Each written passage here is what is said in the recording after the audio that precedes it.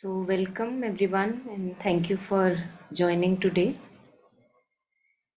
So, today we are going to explore words of Mother and Sri Aurobindo and also take up a lot of our own experiences.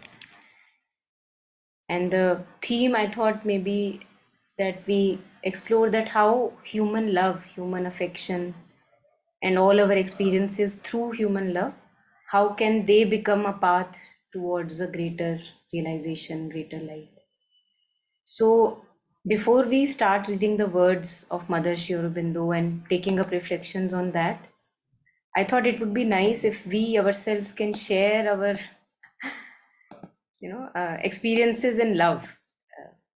All kinds of love. It could be romantic love, love between siblings, love between parent, children.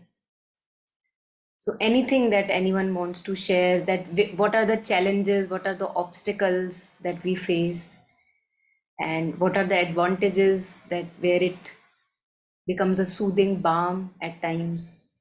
So would anyone want to share their reflections on love?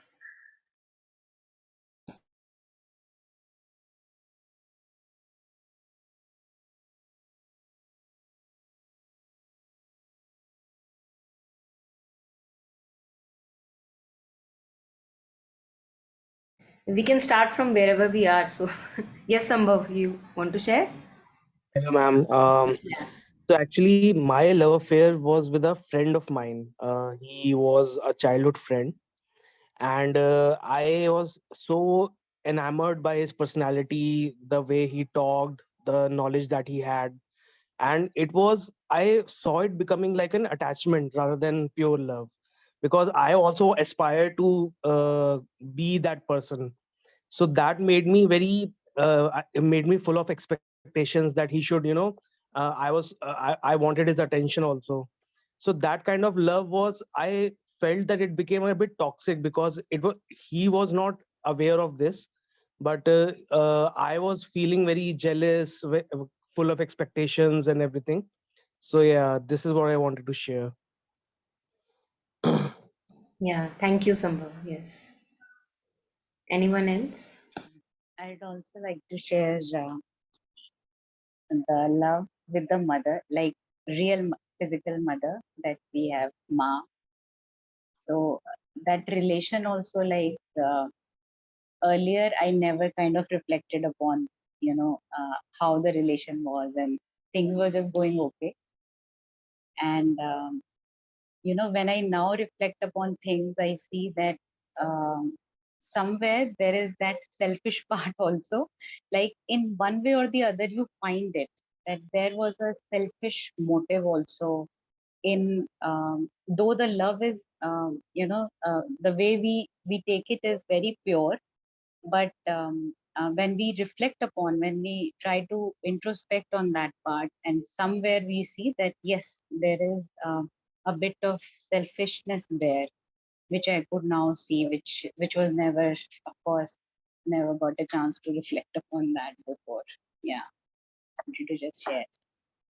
Yeah, absolutely. Thank you. Yes. So we are just sharing our experiences on love. Anyone wants to share, please unmute and go ahead. Yeah, hi, Yeah, hi Ritu. Ritu here. So love for me is, you know, right from when I was a little girl, I've been yearning for the kind of love which I've never found. I've looked for it in friends, I've looked for it in lovers, I've looked for it in my children, parents, siblings. But that yearning is some kind of yearning which has just never been fulfilled. So love for me has always been like, looking for that exclusive, elusive, exclusive thing. So I don't know. Yeah, beautiful. Yes, yes. So you want to say that one has been looking for this pure, unconditional love, but one has not found it anywhere, right? Not found it anywhere in any relationship till Yeah, now. yeah, beautiful. Yeah, that's a good reflection. Yes. Anyone wants to add on anything else? And Monica, I think the love that we talk of in our youth and as we grow is very changing. It keeps changing with time. Like, I know I had a love marriage, and initially, one feels so passionate and one feels, oh, you can't do without each other. And slowly you find that, yes, it turns into caring. That so-called passionate fervor is not there anymore. And slowly, like I think Ritu just spoke very correctly, that no matter how much you might feel that you love your children, you love your spouse, you love everything, but there's a deep yearning within. So obviously there's something inside which is seeking manifestation, because the gurus tell us that we are love itself. But for it to manifest, I think that's where the yearning begins and continues. Thank you. Yeah, beautiful. Thank you. Thank you for adding on. Yes. So, anyone else wants to add on their own reflections, personal sharings on love? Yeah, I can say something. It wasn't until maybe late in my teens that I heard Buddhist definition of love, that it's like the wish for happiness, the wish that beings experience happiness. And that had nothing to do with any of my ideas or experiences of what I saw on TV, what I experienced in my home, or what I tried to have as a young person, as love. So it was very revealing, because everything that I thought was love was kind of toxic and dysfunctional. So yeah, it was kind of actually quite extreme, I think. I'm not sure if the household I grew up in was maybe all that exceptional, but there was definitely a lot of toxic, dysfunctional. You give me this, and then I'll give you that, and if you don't give me that, then I won't give you this, kind of thing.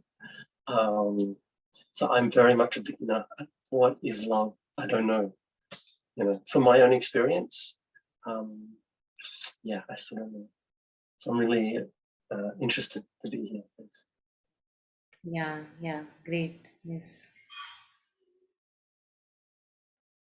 I think this is a very beautiful ground to start, because if I know what is love and if I'm sure about it, then there's no point understanding and reflecting upon love. But once we know that, yes, we have been seeking for it, but we have never found it anywhere, and we would like to understand what is love. So I think it's a beautiful ground to start our exploration on. Yeah, any more additions? Anyone? Dr. Anjali and Dr. Stuti, if you want to add on.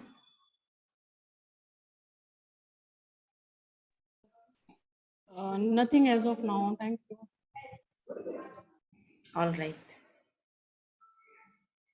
Okay, so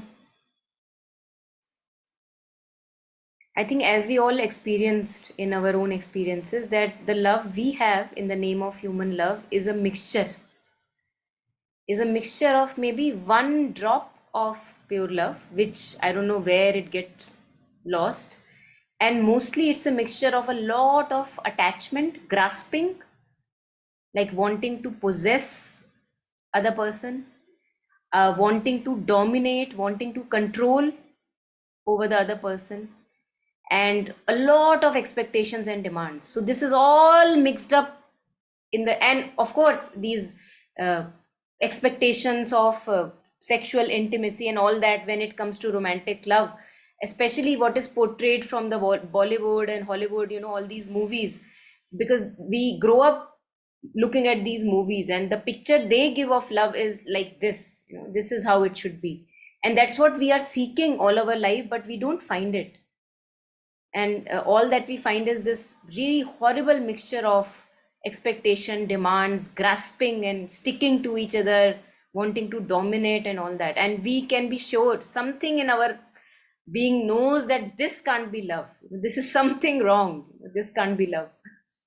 So we have a very good one can say, support of Mother's and Sri Aurobindo's words that we are going to today use. Just let me pull it up. I have just made it into a document, pulled up some words from them, and slowly we can go over these and reflect, take reflections. So yeah, I would request if people, all of us, one by one, we can maybe slowly read through this and we can take up a few reflections in between. So the first one, if anyone would like to read it out for us.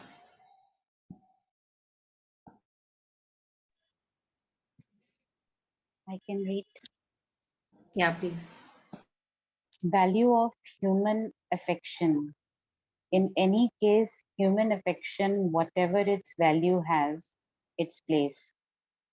Because through it, the psychic being gets the emotional experiences it needs until it is ready to prefer the true to the apparent, the perfect to the imperfect, the divine to the human. As the consciousness has to rise to a higher level, so the activities of the heart also have to rise to that higher level, and that and change their basis and character. Yoga is the founding of all the life and consciousness in the divine. So also love and affection must be rooted in the divine, and a spiritual and psychic oneness in the divine must be their foundation to reach the divine first, leaving other things aside, or to seek the divine alone is the straight road towards that change. That means no attachment. It need not mean tuning affection into disaffection or chill indifference. Is that chill? Yeah, it's chill. Cold indifference. Yeah. Oh, okay. Yes.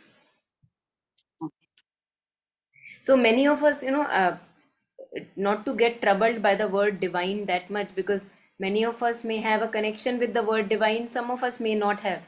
So we don't need to worry about that, because we can refer to divine as anything which is beautiful, perfect, in harmony, takes us towards our greater light. So all that we so far shared, we reflected upon it, that whatever we have as a human being, it is all mixed, it is jumbled up, and it is not beautiful. Because this grasping and wanting to possess and dominate each other, this is not beautiful. We know that. So when we want to turn things in our life to some beauty, then we can say that we want to unite with the divine. So we can use that, going towards perfection, going towards more beauty and harmony in relationships. So not to get troubled with the word divine, if those of us who don't have a connection with that. So Mother says that human affection has its proper place. Why? Because it gives us experiences, and the soul within, which is hiding, it learns through all these experiences, whether they are good or bad experiences. We are all, starting from our childhood, just try to recollect all the memories of human love, care, affection that you got. So they are all required for our nurture and assimilation of experiences. So it has a proper place, it has a place in our life, because through that, the psychic being, means the soul consciousness, it gets the emotional experiences that it needs until it is ready to prefer the true to the apparent. So at one point of life, a time comes, like for all of us maybe, that we know that yes, I have affection in life. I don't think I am missing it. There are people who are affectionate to me, I am affectionate to people, but love, I don't know. So we have the experience of affection, we have experience of fondness with each other, nearness with each other, but still something is missing. Now there is a yearning to find even a deeper truth. So until it is ready to prefer the true to the apparent. Apparent is affection, but what is true? Because affection doesn't fulfill me completely. It's not that we are missing affection. All of us have tastes of affection, glimpses of affection in our life, but they are not enough, as if the thirst is not going off. So now, then after that, I think going on to that, this thirst that all of us talked about, that it's not quenched. The thirst for affection and love is a human need, yes, but it can be quenched only if it turns towards the divine. And when we say the word divine, it means finding beauty in our own self, finding really true intimacy with our own self. Because when we are able to do that, then we can't help but be loving.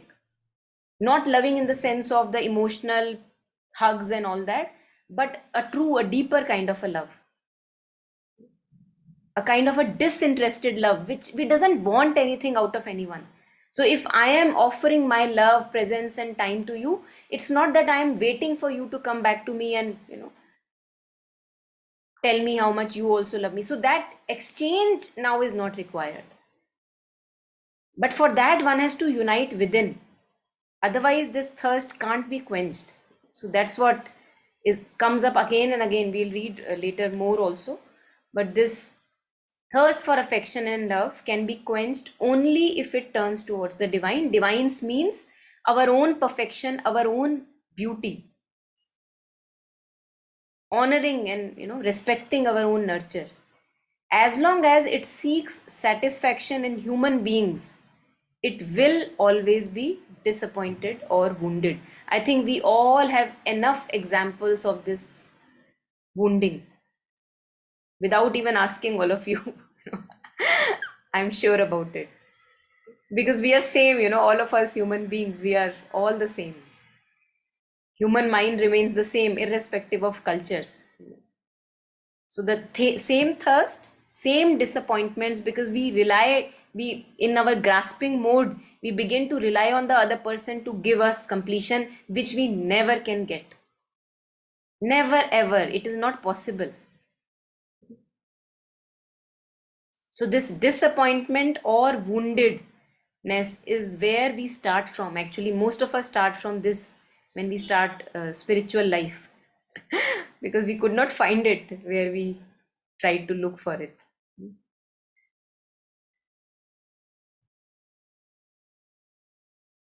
But it's a good starting. Remember, Yes, yes, like most of the times, like when we need some advice, we call up, our friends, family, and we want to discuss things and come to a conclusion.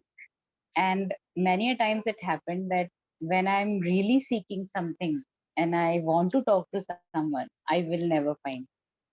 So, and there came a point I said, why it always happens with me, that I don't find the right person to talk to. And then I slowly and realized, because it is actually being handicapped, because you have all the answers, but you tend to find it outside, and it never works. It never works, because the true answer comes when you sit, in silence, in solitude, and when we reflect upon it and you get it. So you don't need any physical or mental support also, we don't need. But there are phases, when uh, sometimes the pain strikes and you want to just vent it out and things. But I think even venting out to the divine would be a better option, I would say. absolutely, absolutely. Yes.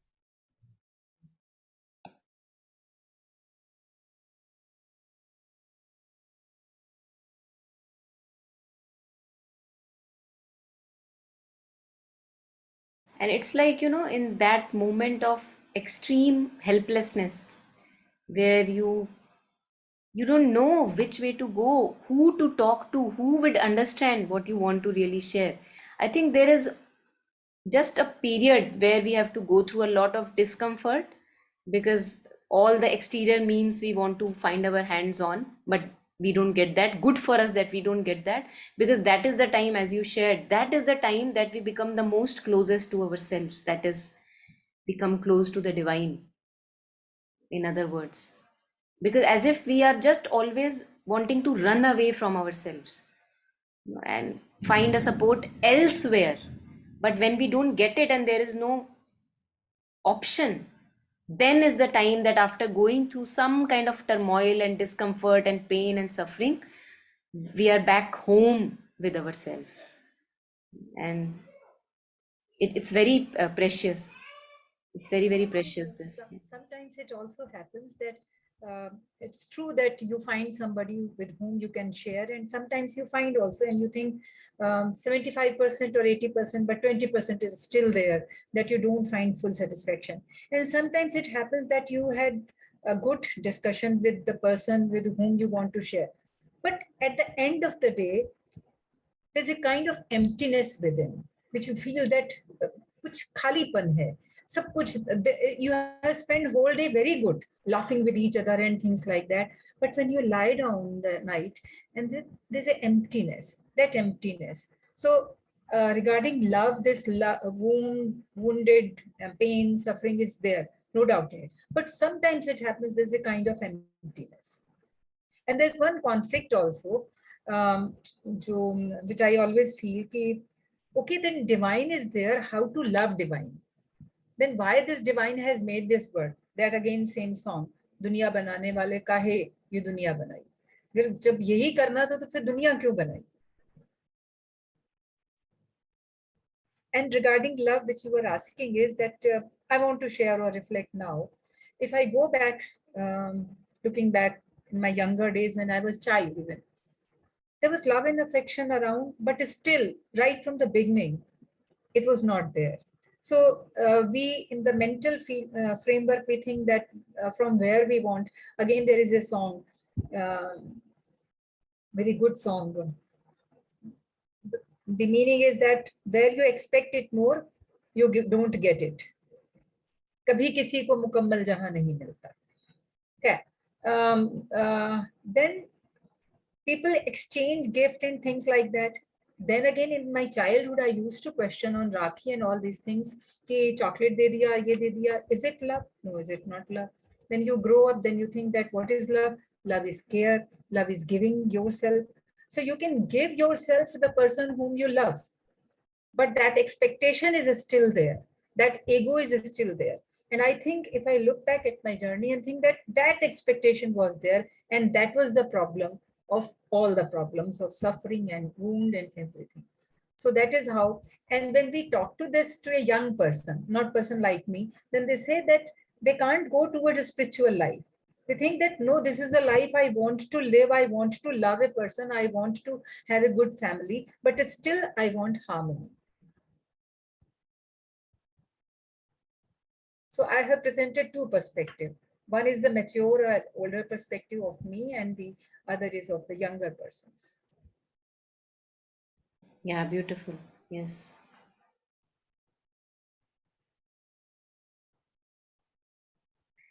So I think I want to maybe put them both in perspective. For one, that you have shared the younger perspective, we have a document which we are going to read today by Nalini Kant Gupta, How to Love a Man. So that we will go through. And for the other perspective on emptiness, this void that we feel within, which cannot be fulfilled. I have also, reflected, and I would invite others who want to share also on this emptiness that is there, which doesn't go away, and we try to fill it up with all the distractions, but it always comes back. It's always right here, lurking around the corner. And at one point of time, just as an experiment, I decided, okay, let me be friends with it. With this emptiness. Yeah. Because I was looking very badly to, how to fill this up, it comes up again and again. But then I just was experimenting and I said that maybe I don't need to fill this up. Maybe I just need to be with it. Just being with that emptiness and not demanding it to change. Okay. And I asked myself that what if this is divine? Because we have images of divine, right? Whenever we use the word divine, We have images, that divine Right. should be this, that, this, that, and that is not there in my life. That means I'm missing the divine. But they also say parallelly, all the mystics and masters, that the divine is always with you 24/7. That is all. But always with me 24/7 is this emptiness also. So I think that was also a beautiful experiment for those of us who want to experiment with it. That just to be with that vast, I infinite. wanted, tried so many things. I used to paint. Out, now I don't feel like painting. I don't. I used to do a lot of creative things, but I don't feel like doing all those things. Nothing satisfies me now. Okay. Yeah. So I think one thing which is worth an experiment, at least if you resonate, because just breathing through this emptiness and staying with it, just like you have a crying child, and the crying child comes to you and he just wants to be held. He's not wanting for anything but to be held. Correct. Can we just hold this emptiness? Or being held, opposite is also true, that just like offering ourselves to this emptiness, because we see that it is there. We can't neglect it, we can't say that no, it's not there. It is there. I feel it, I sense it. So instead of trying to fill it up with things and distractions and wanting to tell no, no, oh, when will you go away, or you are too much, instead of all that, can I just be, like making friends with it, just be with this vast, infinite, illimitable emptiness and see it. Enjoy this. Enjoy the presence. Being happy in this state. Not even happy, just being with it. Just being with it. Just being, Okay. like knowing that, oh, you're always there with me. Okay, let's be friends. Okay. Not Okay, wanting thank to fix it, control it, change it into any particular shape. Just, I would invite you to experiment with it and see. Okay. Okay. Yeah. Thank you. I'll do that. Thank you. Thank you. Yeah. Thank you. And on the second half, I have something that I wanted to share. Maybe it's now the right time. So I came across a little essay by Nalini Kant Gupta, who was a very close friend and disciple of Sri Aurobindo, and beautiful writings he has. So he had this Bengali article, To Love Man. In Bengali, it's called Manush Bhajan. And this is a translation that we are going to read. And in this, what he tells actually is, I would say it's like igniting. It's really igniting, this article. So I'm going to take us through this article. We may just focus on some bits because it's a long one. So we'll focus on a few bits, and then whoever resonates with whatever bit, you can share, and then we can pull it up, talk about it if needed. So say maybe the first paragraph. Would anyone want to read it out for us? I'll read. Okay, please. All of you are seeking after the divine. Very good. I have nothing to object about it. Rather, I appreciate your effort and say bravo, because after all, very few among the humanity think of the divine, far from seeking after him. But today, another thing comes to my mind. Don't get startled as you hear the same, however strange it may appear to you.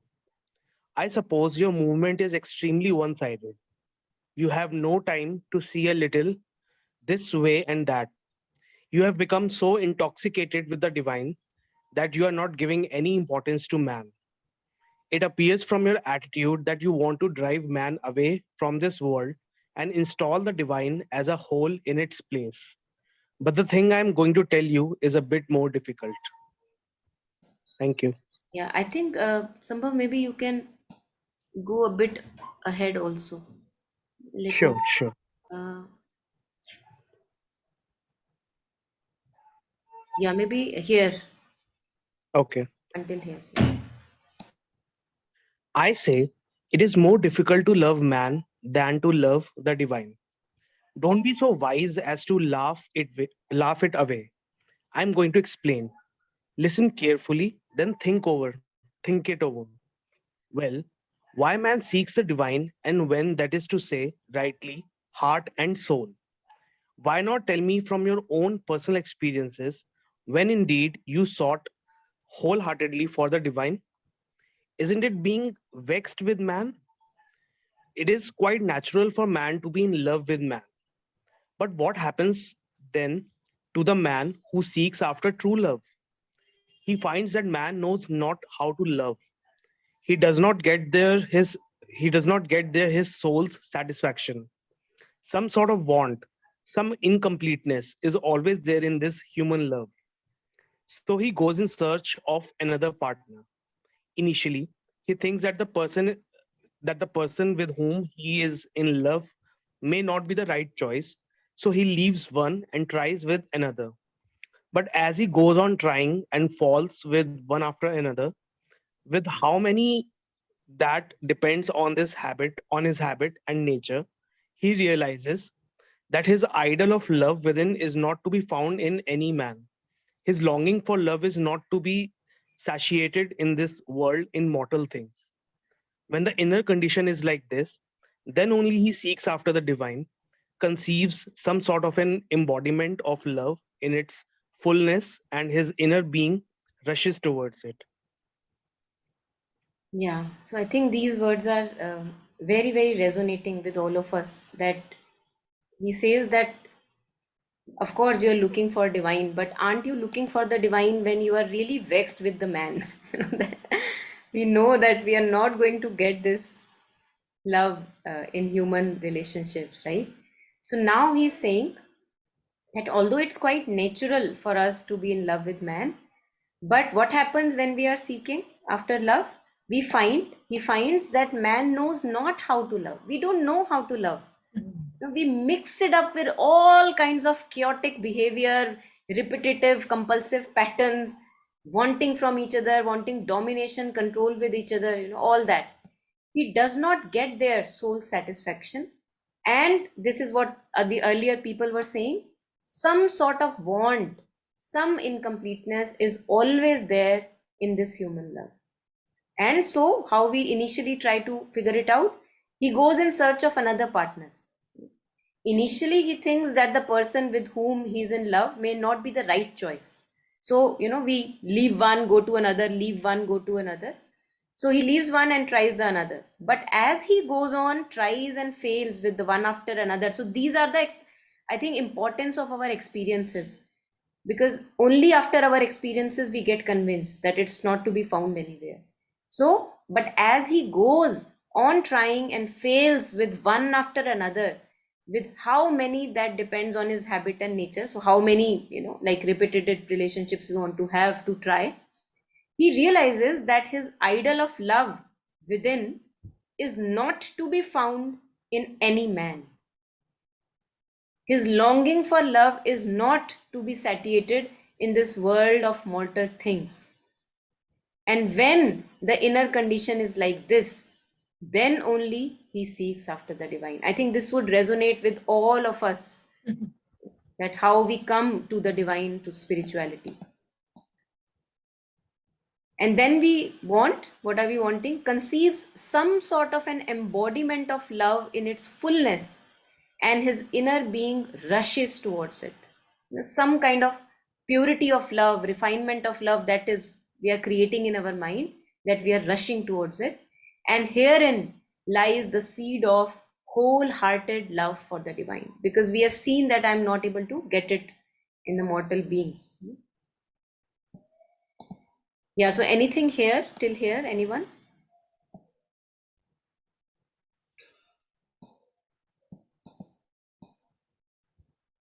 And again, he further elaborates. It's a beautiful, beautiful article. So we'll go ahead, because the more we go into it, we'll get more clarity what it's taking us towards. Yeah, would anyone want to read this one? I'll read it. Yeah, please. Many of you might say, why so?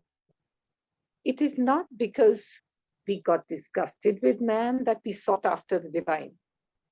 We have loved man like a human. We know that to love the divine is greater than to love man. And so we have offered our true love at the feet of the divine. Well, But what does it mean? Firstly, when there is an uproar all around for the divine, it is quite easily understandable that some of you, that is to say, those who have not reached the proper age to be involved in love affairs, will leave man aside and straightway clasp the divine. But that is simply a fashion and not the attraction of true love. Then again, when you affirm that to love the divine is greater than to love man, your lips are repeating only a catchword. Neither you know what it means to love humanly, nor do you understand what it means to love the divine. You have not realized what is this thing called love. Yeah, thank you. Really beautiful, these lines. Yeah. So I think this is like totally he's exposing our experiences, totally naked experiences that some of us may, because it is in fashion to love the divine, we may directly hit the road towards the divine, without wanting to experience human love. But then he says that it's simply fashion and not the attraction of true love, because you would see that you would still get attracted, distracted, here and there, because we can't just avoid our experiences. So neither do we know how to love a human purely, neither we have any idea what is divine and how do we love the divine. So na idhar ke na udhar ke, either not half in this boat, half in the other boat, and really strangulated in between.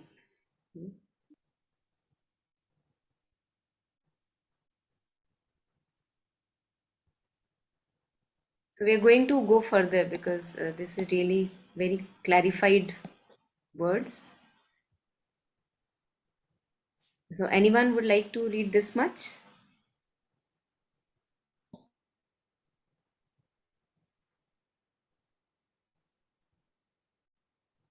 I'll continue. Yeah, please. Yeah, go ahead. Something real and concrete develops only on feeling, on experience, on realization. You are a human being. Whatever attraction, sweetness, and greatness are there in love, you know by loving man only. At least it begins with man as the base. But instead of doing that, if you impose your love on some unknown and unfamiliar divine, then it is mostly poetry, illusion, and imagination. There is hardly anything genuine and real in it. So it would be no wonder if one who has attempted to love the divine without trying to love man is found to turn one's face away from the divine after having tasted even a little of human love. But one who has turned to the divine, having failed to derive satisfaction from human love, has a very little possibility of downfall. For that, I don't mean to say that there can be no experience of an inborn God lover. But such great souls are very rare.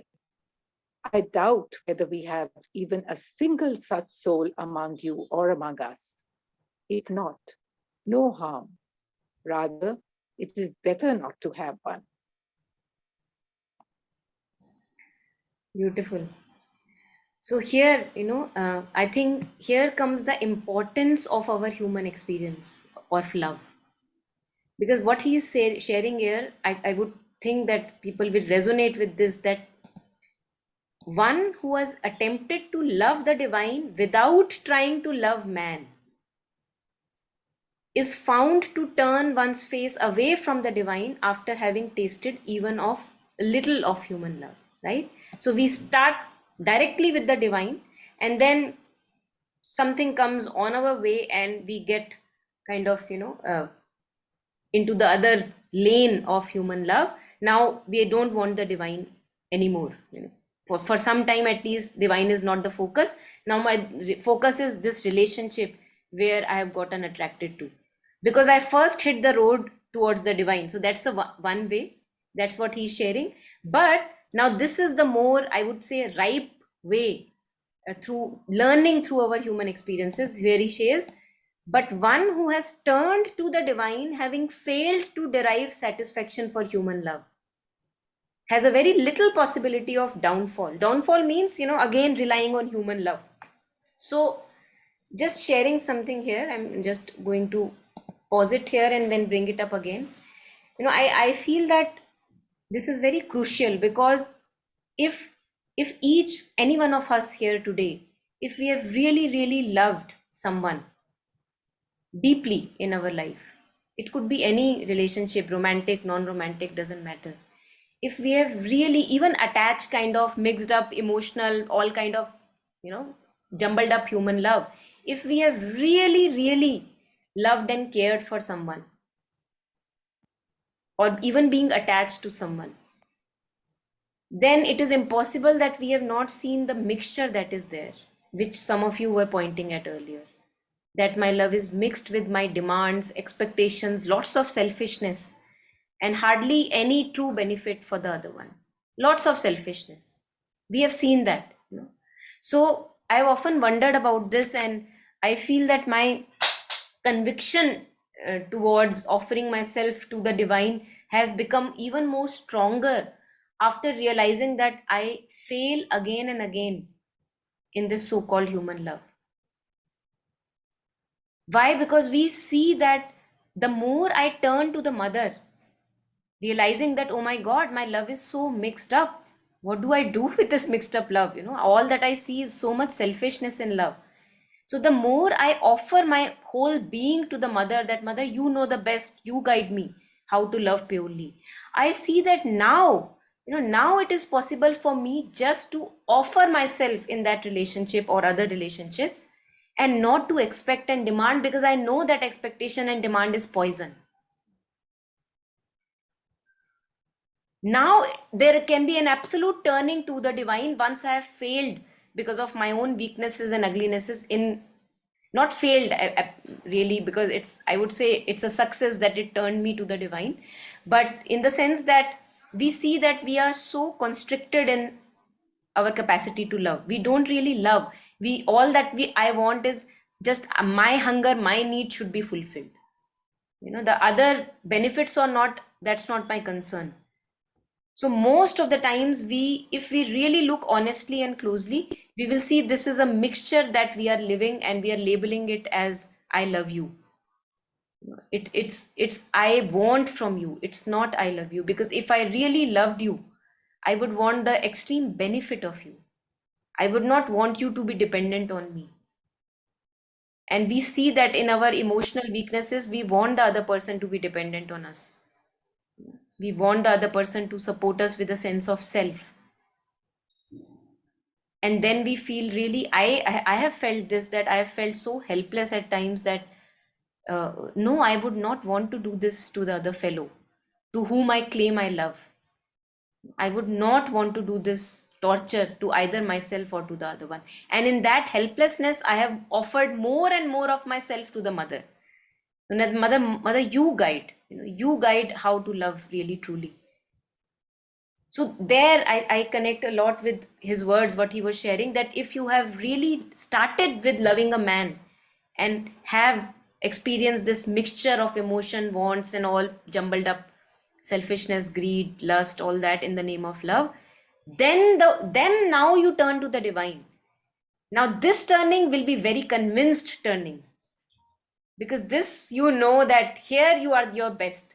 Why? Because when you are offering your life to the divine, you're also offering to the divine in the other beings, and you don't want to harm the divine in other beings. Now you can't be selfish. Not possible. So this is a even more convinced turning to the divine, or towards our higher self, where we are actually becoming more capable of love, which we have always wanted, and removing and getting rid of all the residues and mixtures, and because then you see them coming up, you see all your insecurities and fears coming up, and you tell yourself, do I want to listen to the dictates? No, I don't. So we offer the insecurities to the mother, we offer the fears to the mother, and we say, okay, I am here with my presence whenever the friend or anybody may need it, but I'm not going to torture anybody for this love. Love cannot be torture. So now, with more and more offering to the divine, our love can refine. It can become purer if we want it to. It can become purer. And this turning to the divine, that's what he was sharing. Now it's a very convinced turning, because you see that as if the divine is that fire which purifies your love. So you mean to say that with this kind of love towards divine, a person who uh, can be a good mother, good wife, good sister, love the divine as well as be in this world, and then you start loving the other persons around you from that point of view. Instead of, it's not those who are starting their life, तो वो है ना, सब कुछ गंवा के होश में आए तो क्या किया, तो गंवाने की जरूरत नहीं है. They can turn toward, because people generally think about the spiritual life that it's devoid of the joy and the pleasures of life will not be there if we turn to the spirituality. या जो लोग हो जाते हैं वही भगवान की तरफ जाते हैं.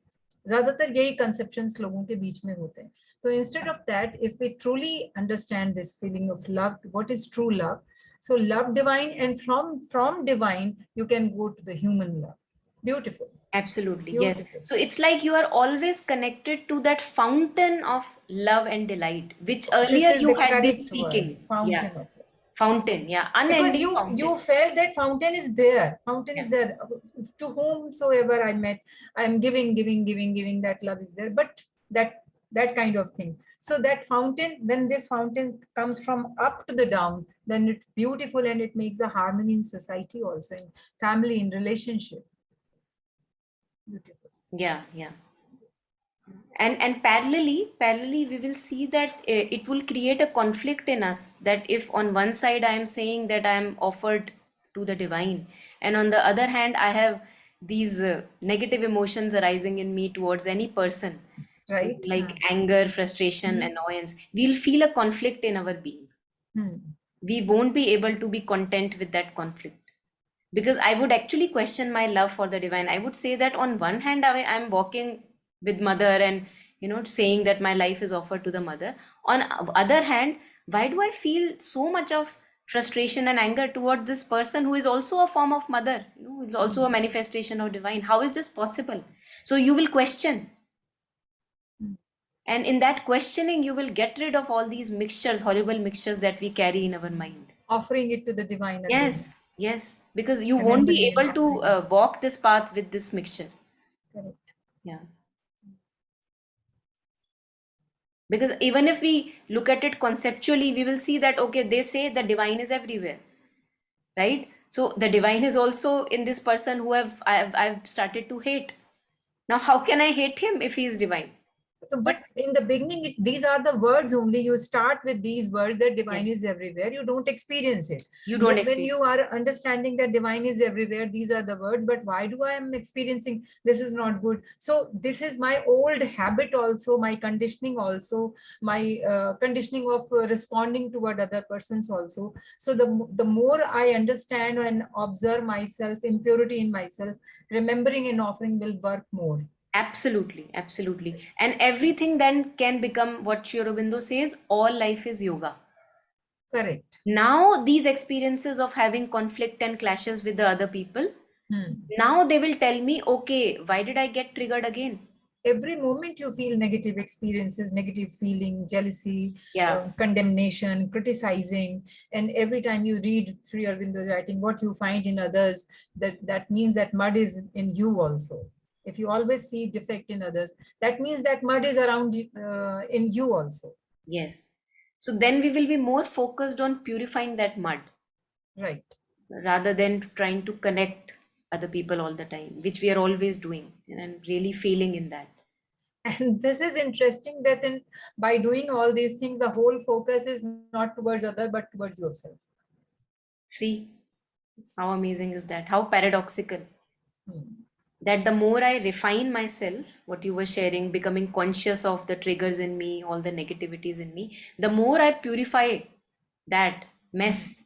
And the more I tell myself, okay, the jealousy may be rising up, something may be rising up, but I am not going to listen to that dictate.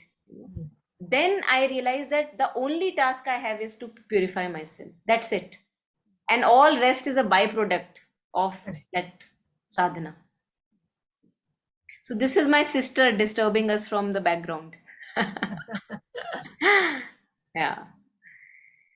Yeah. Anything else? Anyone wants to add on?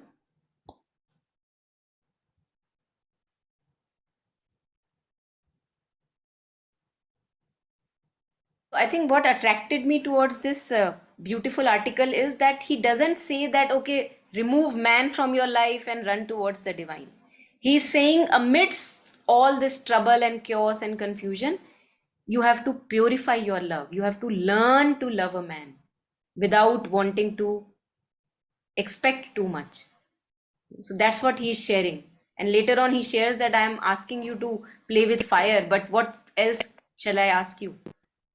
So we'll go there slowly. So let us go forward. I think good to just maybe. This is the beautiful line. Yes, I would like to know. Therefore, Yeah, the gist please. is. Therefore, the gist is this: we turn to the divine out of abhiman against man. So beautiful. If my love would have been fully satiated, if all the wants and hankerings of my soul, my entire being would have been gratified with man, then who would have taken the hell of a trouble to seek after the divine? But who is to blame for this dissatisfaction, this lack of gratification of desires? Does the fault lie with man himself, ingrained in his nature?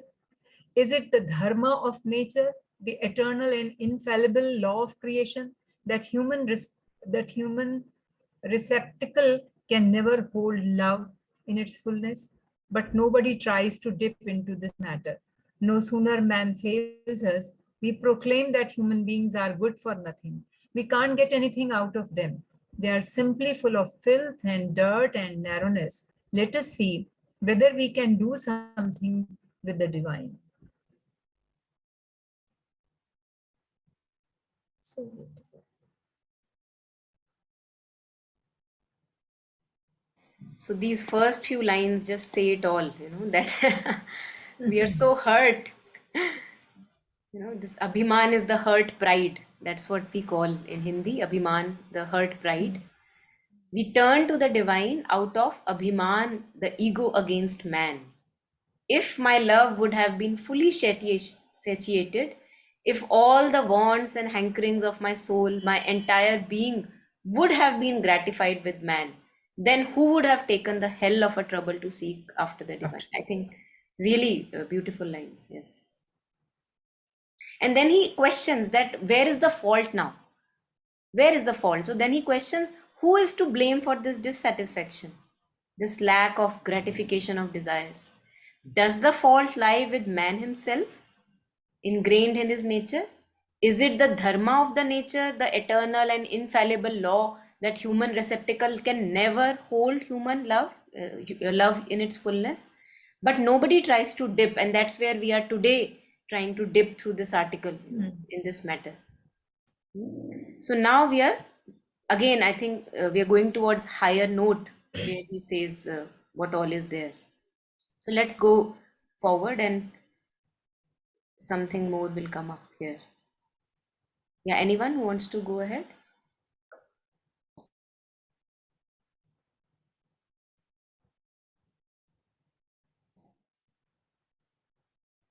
Okay, so I can go ahead if no one. Indeed, as we go to the divine, love to the divine, indeed, as we go to love the divine, we see that a lot of botherations concomitant to love man has been cleared. Now, when I'm loving a man, there are so many other, kind of things that come up. Now they have all been cleared because divine is something impersonal that I am loving, right? So that's what he's sharing. That a lot of botherations concomitant to love man have been cleared. We heave a sigh of relief, saying, "From what a danger we are saved!" Now that we don't have to love a man. because the demands with which we approach man is not applicable to the divine. The feelings which spontaneously arise as we see a man or come into his contact somehow disappear as we look at the divine and try to develop a relation with him. Now, very simply, if I am loving a person, I'm very attracted towards, okay, what is the expression he is giving me? Is it a smiley expression? Is it approving of me? Is it non-approving of me? All that botheration is now gone because now I am loving the impersonal divine. Human love has two dangers which are at the root of all dissatisfaction. First, attraction of the body, that is to say, sex. Secondly, the feeling of mine, this grasping that we have, you are mine and no one else. Second, the feeling of mine, domination. In fact, love means only these two things for man. And also, I think most of us would agree that in Bollywood or Hollywood, in these movies, how the love is portrayed, it's a mixture of this possession and this physical intimacy. That's what we label as love. So we are very eluded, deluded from the very beginning. In fact, love means only these two things for man. I love so and so, that means he or she is mine, this domination, possession, exclusively mine and nobody else. Nobody else has any right over him or her. He or she is my favorite and my property. So I shall do whatever I like with him or her. This is very, very commonly seen in our movies. Very, very commonly seen. Moreover, he or she is there to please me, for my enjoyment and to satisfy my desires. In a word, he or she is the food for my sense organs. Now, this is what we have to purify. Because when we say, I love you, we are actually saying, I want this and this from you. So we are consuming the other person, and this is torture. This is not love. This wanting to consume the other person and want to fulfill my hunger and my thirst, not love. It's not love. How it is portrayed in our movies. Man can love man only with this attitude. But this attitude has only one consequence. As I proceed a bit with this attitude, I find that the person whom I love is not by any means becoming mine that way. All of us know that the more we try to possess a person, the more he runs away from us. It's like we want to clutch the water in our hands and the water slips away. We want to clutch the water, water slips away. We hold it gently, the water stays. So all of us have experiences wherever, even in our children, when we want to dominate, possess our children, they run away from us. Nobody wants that suffocation. So I find that the person whom I love is not by any means becoming mine that way. Man is not a piece of coin that I shall keep confined in a box or play ducks and drakes with it. As I want to make him or her mine, he or she also wants to make me or his or hers. So domination from both sides. You do what I want, I do what you want. Like both of us are trying to inflict torture on each other in the name of love. It is as if we want to swallow each other, like those two snakes of the fairy tales. I don't want to react rightly even when I perceive that everyone else is a living, conscious, and dynamic being like myself, having his or her own will, choice, attraction, and demand. So, honoring each other, respecting each other. I think that's where we have to start from. Not to swallow each other and consume and dominate, but respecting each other lives, their feelings, that yes, they also have their own unfolding in life, which we have to honor with dignity. The result is jealousy, separation, despair, and indifference.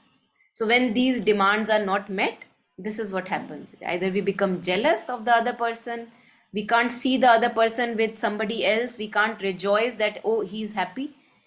Jealousy is there, and then because of my emotional needs not met, I have despair, I have indifference, frustration in so-called relationships. And the same thing happens with bodily enjoyment. Either the desire becomes more and more intense like a fire with addition of clarified butter, or there comes a feeling of something missing, some sort of satiety,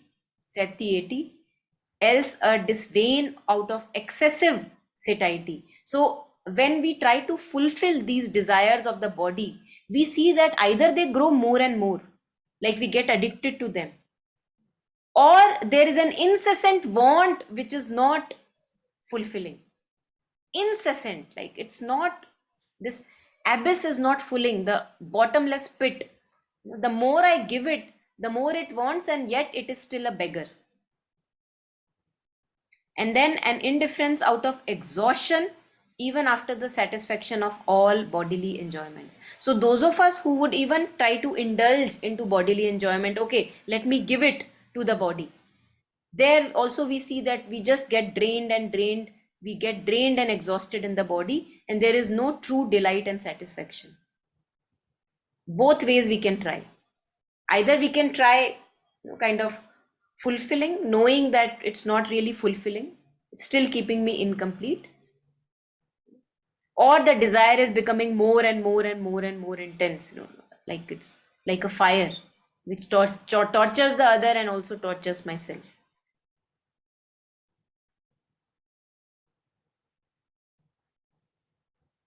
So this is our general attitude with which we approach human relationships. And I think it's very good to reflect over it, because our work here is to purify our love. As a human being, we have been given this light of consciousness, with which we can purify. So whenever I see this excessive hunger in me, excessive, like wanting to consume the other person, wanting to dominate, grasp the other person, not to follow their dictates, that's where the aspect of purification would come. Because I see how much torture I give to myself and other in that. Because when I want to possess, you would see that you have so much darkness in that possession. It's not that you are your best self. We are not our best selves when we are trying to possess. So one has to develop that taste of yes, this is dark, this is evil, this is not right.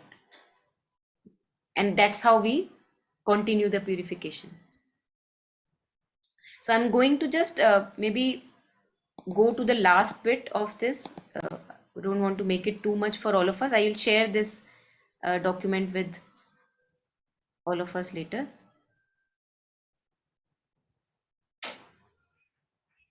Yeah. So just taking a few bits, important ones right now, and then we can go over it later also. All sadhanas have 3 stages.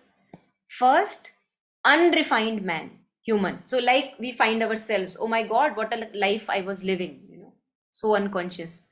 And then just the opposite, the extreme divine. So we completely turn towards the divine. First, we find ourselves in an absolute mess.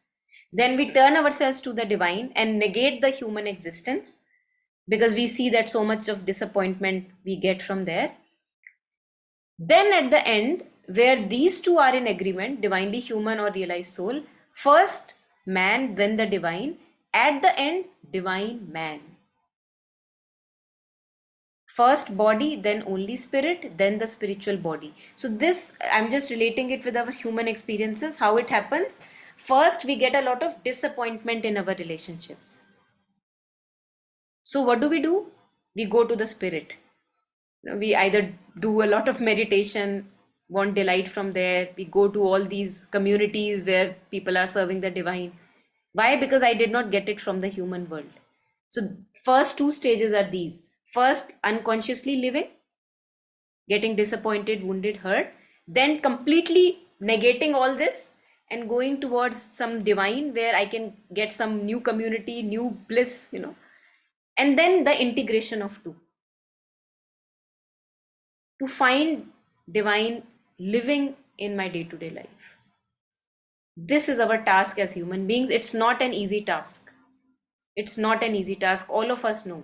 But this is to be done.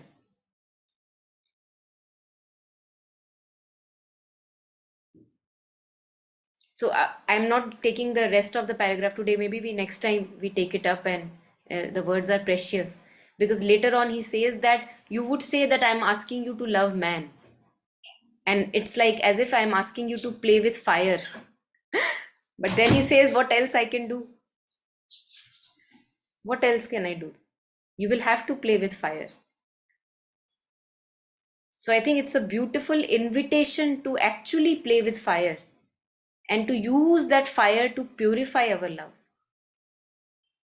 to get rid of all the mixture of wants, demand. Because see, just like I am begging, all of us are begging, infinite number of us are begging. So can I be one drop of begging less?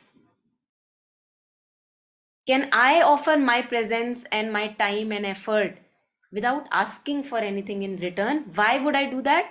Because living like this is joy.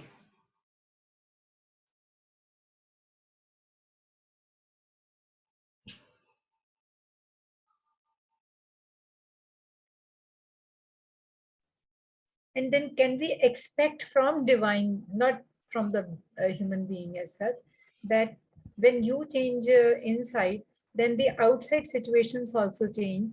So from whom we want love, if we give them unconditional love, so probably we can receive that love in return. Again, that question is there, because I'm not, you see,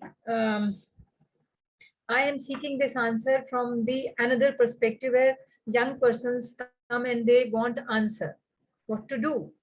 To everybody, you can't say that just leave. As you said, that first human love, then divine. Then people start this fast and that fast, and things don't work. But I believe that love is the beautiful thing.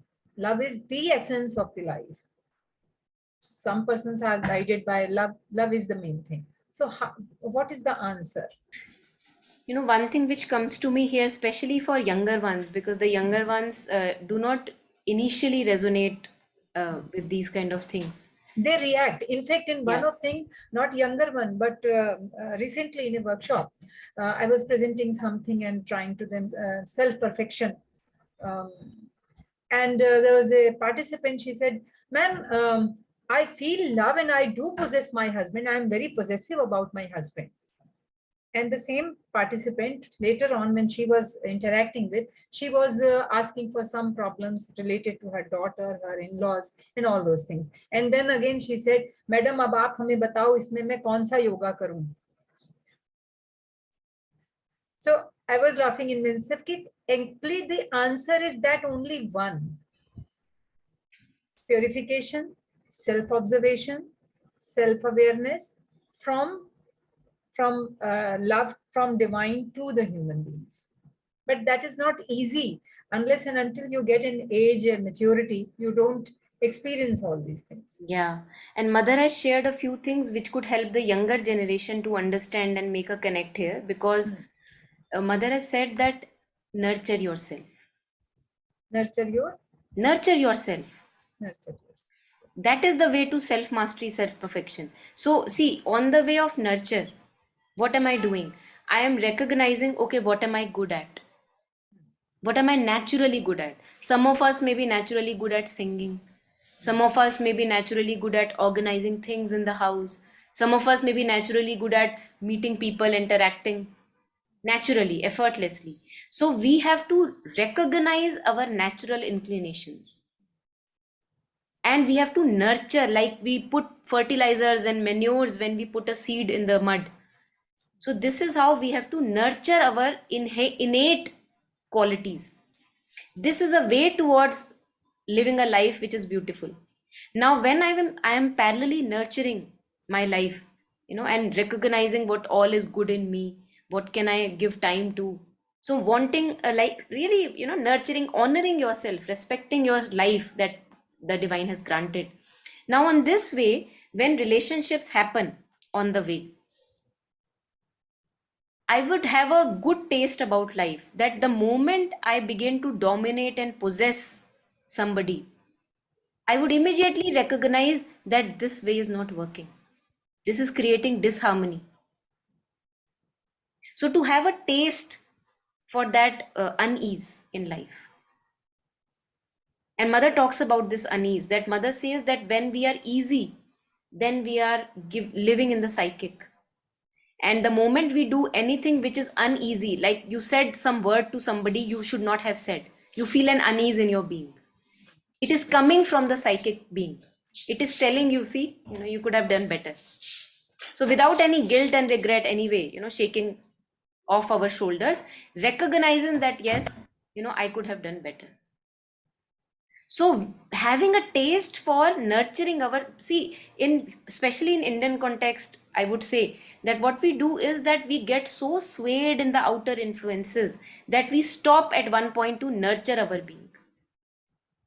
We become either a mother or daughter-in-law and this and that, all these roles play so heavily on us that we don't look at, oh, what am I good at? Let me nurture it. So when we are nurturing ourselves, then parallelly when these relationships or things happen, then we will have the taste for it, that okay, this dominance control is not skillful. This is harming me and the other person. This is bringing a lot of unease in my life. So being absorbed in your individual life and parallelly giving a lot of space, respect and honor to other person's life. We are not able to give that respect to other people's life because we have never cared to give respect to our own life. And a person who truly respects and honors his own life, you would see that he would be very loving. At the same time, he would not want to dominate or control you. We all have come across such people in our life who are very loving in their presence, but they don't want anything out of you. Haven't we? Disinterested love. And at one point of time, Sri Aurobindo says that actually, maybe we'll do it in other session next time. He says that what true love is would actually appear cold and indifferent to the normal humanity. Person. Because what all he sees in the name of love is all this mushiness and you are mine, let's go shopping. Not only to other person, but you also start questioning yourself. Am I become insensitive? Have I become dry? Do I this kind of thing which is not my nature? Yes, absolutely. So he says that some people are so loving. He says in one of the paragraphs, he says that some people are so loving and they don't even know that they love.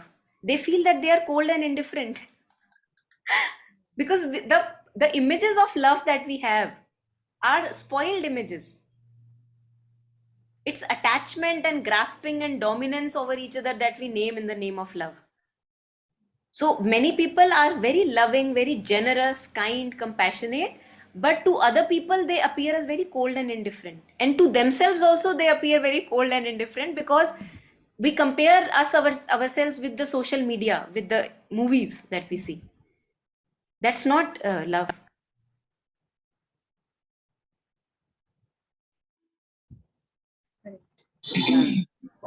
Yes. Yeah, I like to ask one thing. Being a relationship, I mean, if you're not showing possession, I mean, being a possessive one towards other one, you are into some kind of expectation from he should do something for you, and when it is not done, you will be unsatisfied and disappointed. So it's quite being obvious in a relationship, that you expect from the other person, and when it is not coming, so it lead to this. So how you can overcome from this particular thing? So I think just to observe that this is how it is. Just to observe that this is how it is. This is how what happens, that I expect. When my expectation is not fulfilled, I get disappointed. When I get disappointed, I have a very bad taste in the mouth. You feel not really okay in yourself when you are disappointed. Do you want to continue this cycle of expectation, disappointment? Or what? What do you want? What do you want? Because it is not a very healthy way of living, no? All that expectation is also so much of burden on the other person also. Now, if you step into his shoes, would you actually like to be in a relationship where the other person always has eyes on you and always wants to dominate and expect from you that you fulfill my empty cup? Would you feel very free in that relationship? You won't. So, when we recognize this happening, then why do we continue to have this poison in our life? That's the question. जब दिख रहा है कि वो poison, I can clearly see that it is poisoning my inner space. Then why to continue to have that poison in life is the question. It is poison. And not only it is poison for me, it is poison for the poor other fellow. And this I label as love. Now, if I truly love, would I poison somebody's being? I won't. I would care for that person. I would say, okay, just like I am developing, just like I am nurturing my own being, I give space to you. You also nurture and develop, wanting benefit of the other person.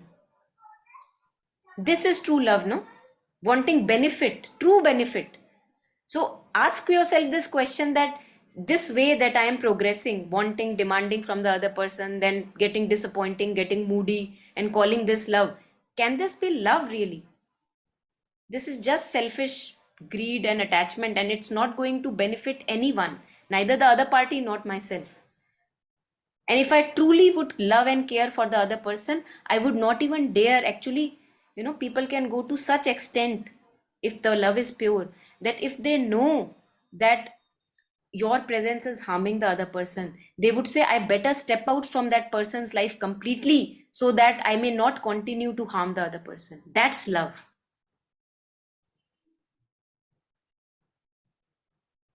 There was one movie that came, some of the movies are really good. One movie which was based on a true story. I think it was based on an Indian hockey champion who had an accident, and he lost his like the lower part got paralyzed and something like that. Can't remember the name of the movie. So this lover who he was in relationship with, they were very attached, and she was also a hockey player. That lady was also a hockey player. So she realized that her presence was making that person weaker when he met an accident, this accident that paralyzed him. So what she did was that she completely removed herself from the scene. And she said, of course, she was doing this all in a lot of pain and trouble in the heart. But she did that because she knew that if I remove myself from the scene, then the strength that this guy will gather would be unsurpassable. And that's what happened actually. She removed herself from the scene for a couple of years. The guy would have gone through really a lot of trouble, but then he had to pull himself up together, and kind of he underwent a lot of therapy and again back on his shoes, and then she came back again. This is love. All that lady wanted was benefit of that fellow, not that I should remain close to this fellow and my needs should be met. So we also have such experiences, true life experiences in human love. It's not that it's always meddled. People have tried to refine it and purify it, and we can also do that. Why would I do that? Because I know that it brings peace and harmony in relationships. That's why I would do that. Yeah. So having your own individual life, nurturing oneself is very important, because when the other person becomes my world, all my energy is focused on him. First of all, it's too much of a burden on the other person. And secondly, I am not nurturing my own being. So neither the other person has time to nurture his own being, neither I have the time. We are all eating on each other, and that's not love.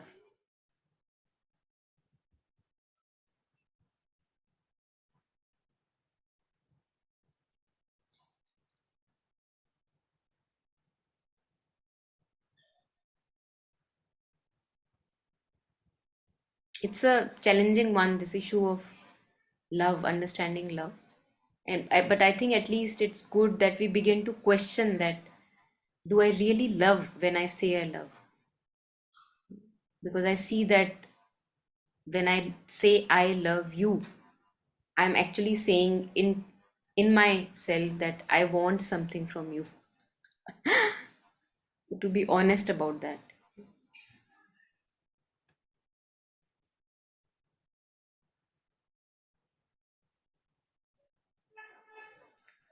All right. Any closing comments, anyone?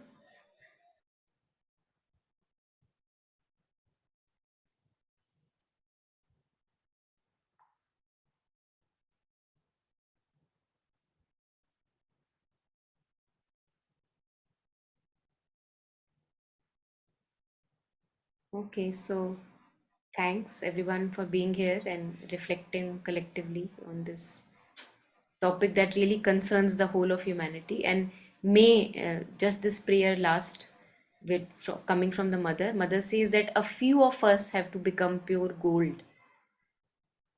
Even if a few of us became pure gold, that would really bring a lot of change.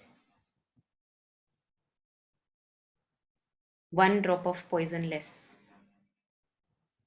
So, wishing that for everyone.